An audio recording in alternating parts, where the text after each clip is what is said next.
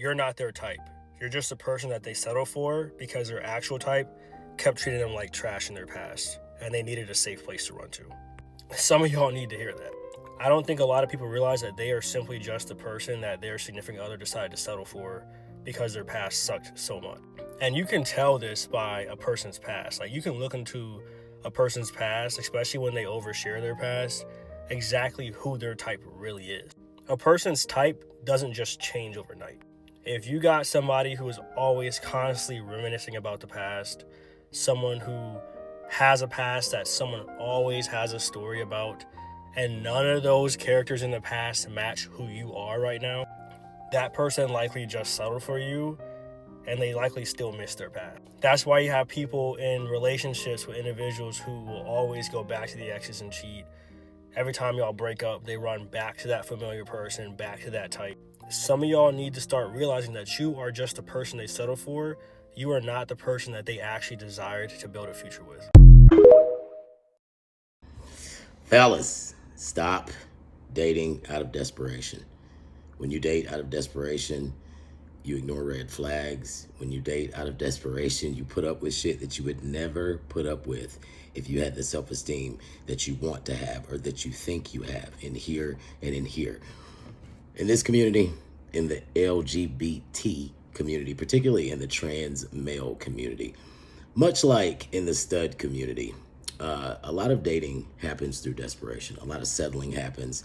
And I think personally, that's why a lot of relationships end the way that they do with domestic violence. A lot of relationships end with a lot of traumatic mental PTSD type situations that happen because those two people are together for the wrong reasons. It's all about desperation and settling.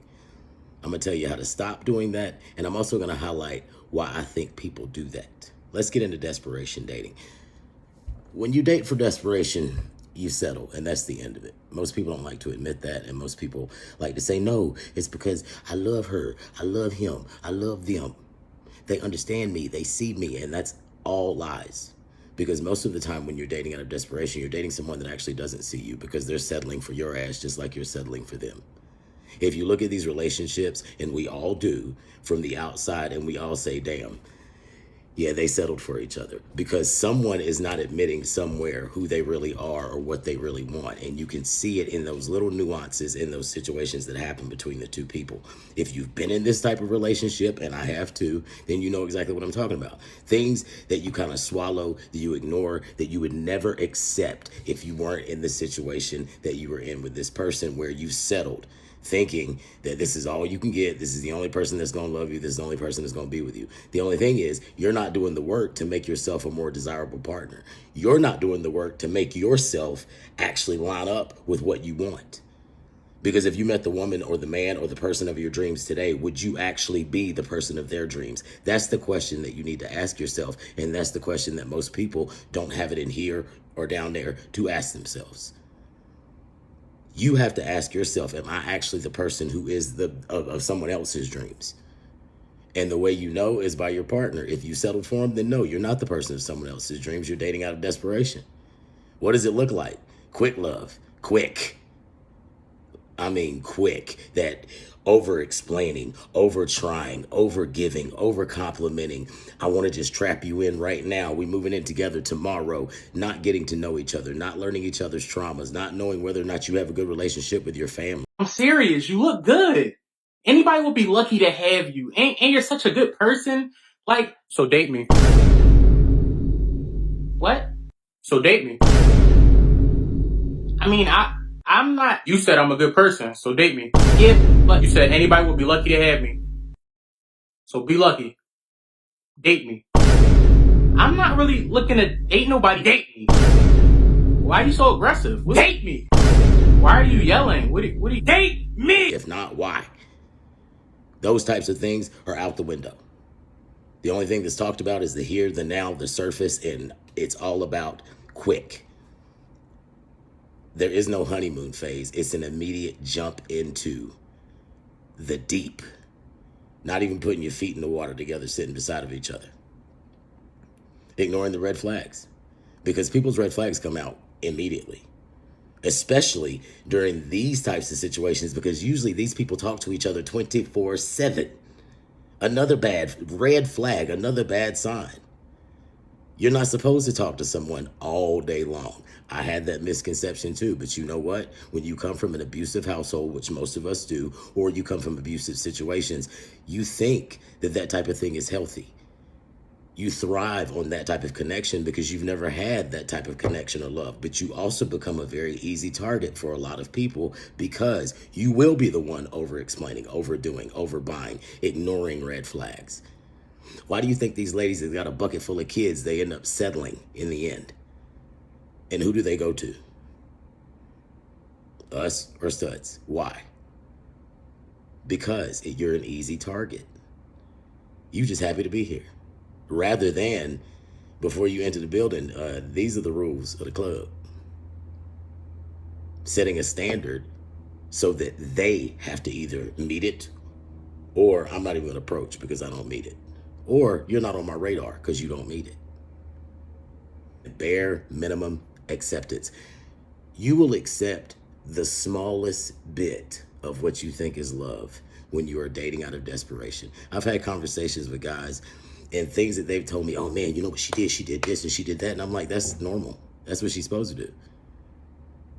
She's supposed to do X, Y, and Z. And if she's not, then you're supposed to be out. Or you're supposed to enter into the relationship saying, these are the things that I require. When you enter into a situation and you know your worth, you know what you bring to the table, you know you can match whatever it is that you're asking for, reciprocity to its fullest, then you don't have to worry about somebody giving you the little bits, breadcrumbing the hell out of you, and you're like, okay, yes, just eating it up. You're going to look at it like, nah, see, I told you when we met, this is what I needed. And if you can't give me that, okay, cool.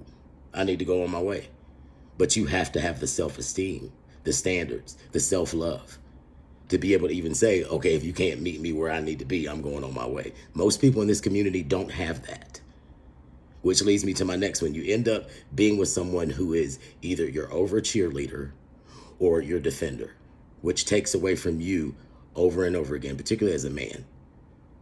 If you have a woman who is constantly stepping in front, defending you, constantly stepping in front, taking care of things, how do you learn to defend yourself? How do you learn to speak up for yourself without losing your dignity, without losing your shit? How? How do you learn to deal with situations as a man when she's not around? It's kind of like a kid whose parent steps in and fights all their battles, and then they have to go out and live in the real world alone. Usually unsuccessfully. The internet's full of them right now. Disrespect. The more you date for desperation, the more disrespect you are going to accept, trust, and believe, because you are dating someone that does not know your boundaries. Hell, you don't know them if you're dating for desperation. You don't know your boundaries. So you can't tell a person, this is the hard stop, and I mean it. So they're going to keep pushing and pushing and pushing until it gets to a point where now it's emotionally abusive. It might be physically abusive. It might be cheating. I've been through it years ago, so don't come at me with, I'm happy. I've been through it years ago. But that's exactly how it goes. This much, then this much, then you've lost control of the whole situation. And you end up still buying flowers in the end. I've talked to a couple of my guys that they're giving gifts to women that are openly disrespecting them. You have to set a standard. You have to have self-love. You have to set a bar where it says, all right, this is it. Like, I know me. I've done the work. And I can't let you, you can't do this shit to me. I'm sorry. You got to go find somebody else. Over-explaining, over-complimenting, over-giving. I mentioned that before. Stop it. It's healthy to send flowers. You know, after you've been out on a date, you like her, you know what I mean? It's healthy to pay attention to the little things that she says, and you get her little gifts. Like my wife and I, when we first got into talking, she was telling me about this blanket that she buried one of her dogs in. So I sent her one of the blankets that was kind of identical to that one. Like a little later on down the road, like I mailed it to her. You know, things like that that show her, okay, I'm listening to you. I'm getting to know you. I see what's important to you. Not, you know, every day. All right, what can I do today for her? All right, what can I do? I had a buddy one time, used to put notes on this girl's car every day. He put bears in her car. He put notes and shit by her door in college. We're in college. Girl left him quick as hell. Completely, I mean, just quick as hell. Good looking guy, had a lot going for him, but just love bombed the hell out of her. She was raised, obviously, in a very healthy environment and knew her boundaries. And she was like, okay, I got to get away from this. I can't do this. Some of you have probably experienced that type of thing before. That means that you met someone who was healthy. My wife let me know from the beginning we were going to get to know each other. We took steps until we got to know each other. Stop dating out of desperation. Build a self-esteem. Set some standards. Start to love yourself. Look at yourself as the man that you want to become. Write it down and work towards it. Ask yourself, am I somebody's dream man? Be honest with yourself. The energy of desperation is one indication of an unhealthy self-esteem and self-worth. Let's talk about energy of desperation in dating, because that changes everything. When you feel desperate for love, for someone's attentions or companionship, you start chasing. You start over-giving, over-explaining, over-proving your worth. Although you may feel being the first to call or text in the morning or texting WYD in the middle of a workday are sign that you care, wrong. That dynamic screams desperation. The other person becomes the prize the moment that you start chasing. You shift the balance and suddenly they're the one deciding whether you are worthy of them instead of the other way around. As you heal that part of you that feels desperate, please know that real love is not a chase. If you have to convince someone to see your worth, your value, your amazing personality, and the gift that you are to them, then they never meant for you. You must accept it. Move on. Remember who you are by reclaiming your worth. Instead of asking, why can I date someone? Why me? Ask, okay, what do I need to do to make sure that I'm the man that someone is going to trust, love, be there for, care for, and not on the minimal level, but on the level where she wants to know, how can I love you better? And trust me, when you meet a woman that loves you, she's going to ask you that. She's going to check in. She's going to make sure. She's going to make sure that she is reciprocating what you're giving her. She's going to make sure that you know that she loves you. Trust me, I know. Stop dating out of desperation. Stop safety dating.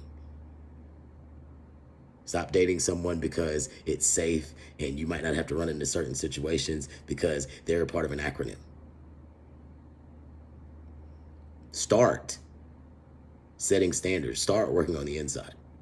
Dive deep and you will have no issues.